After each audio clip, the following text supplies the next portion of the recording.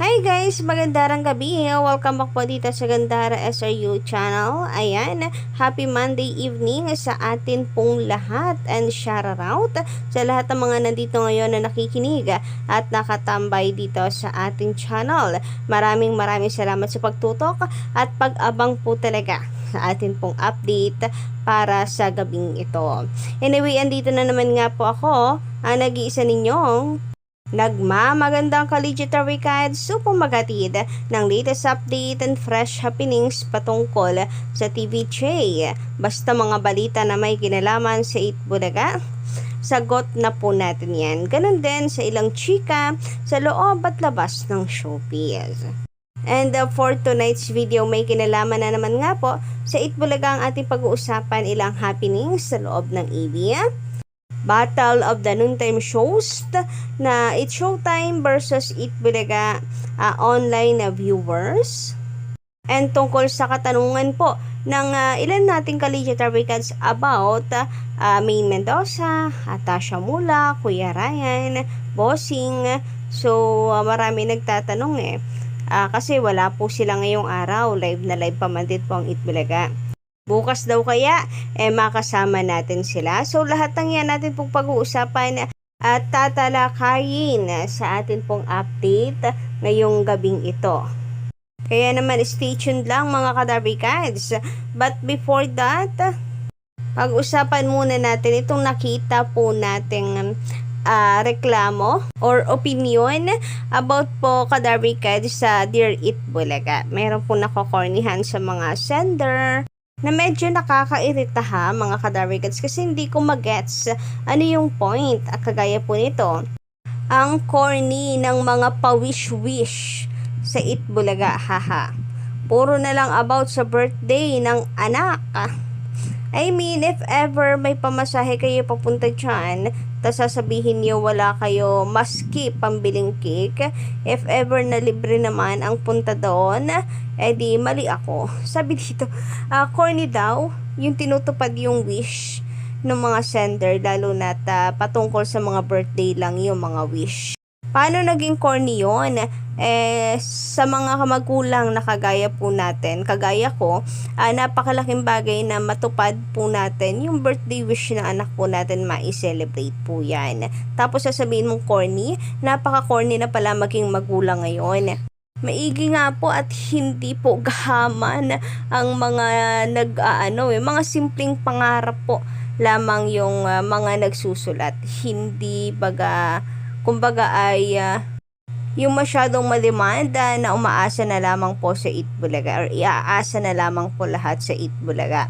Nakakatuwa na may mga Kaligitary Kids po tayo na simple lang yung pangarap po sa buhay, yung mapangiti lang yung kanila pong mga anak, sobra na ang kasiyahan sa kanila pong puso.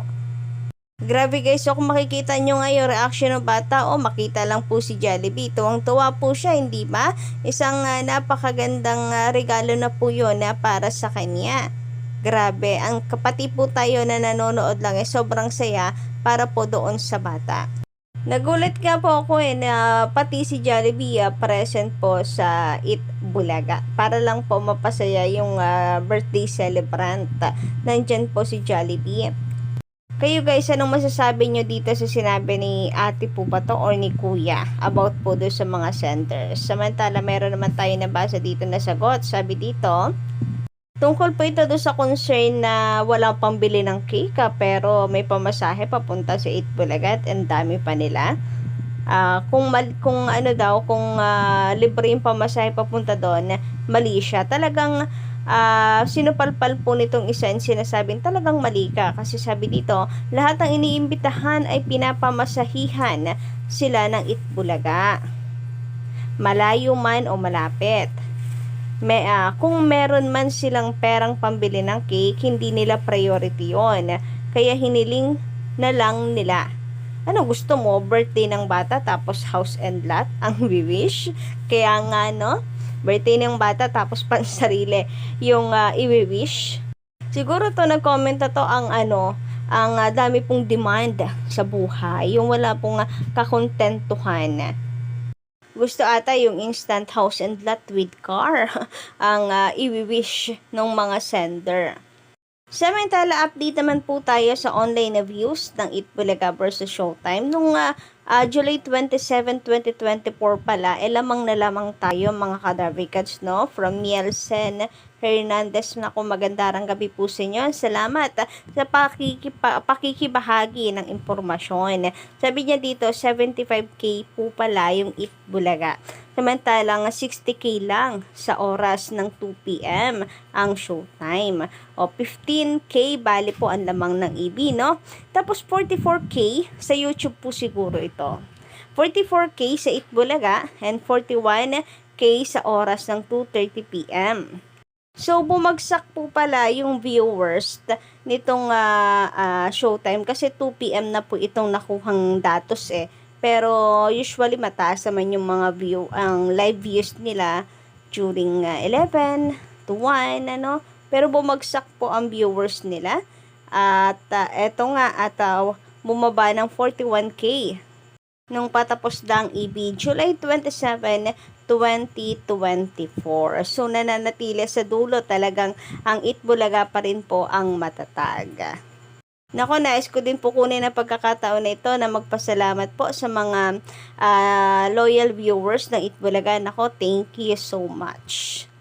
Sabi nga po nila sa kanilang latest post, ang Itbulaga ay hindi kompleto without you.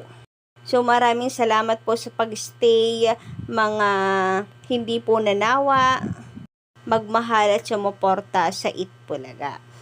Samantala, sabi naman dito, never pa nag-celebrate ang EB ng anniversary nila na recorded except the first year anniversary ng paglipat sa TV5. Yung alam ko po yung yung 45th anniversary, 44 years anniversary nila recorded.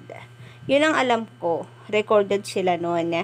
Kaya merong agam-agam sa puso na ilan nating ka-legit Darvikals kung magla-live sila bukas.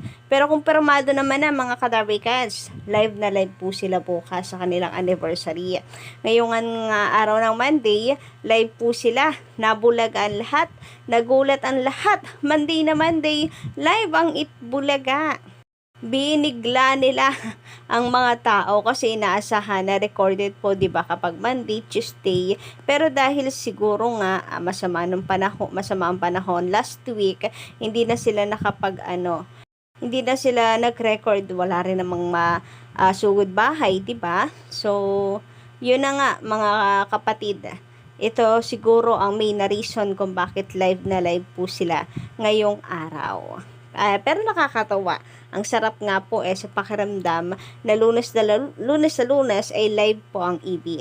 Yun nga lang, daming wala, no? Si Maine Mendoza, si Atasha, si Kuya Ryan. May nagsasabi nga, nagtatanong nga bossing, Maine, Atasha, and Ryan, present kaya bukas? Napakalaking celebration pa naman, anniversary po ng EB. Sana po ay hindi po sila absent sa araw na yan. Sana po ay present sila. Birthday po ng Itbulaga, so napaka-importante po ng kanilang presensya. So ngayon pa nga lang, mga regular day nga lang po miss na ng mga viewers kapag meron pong mga absent.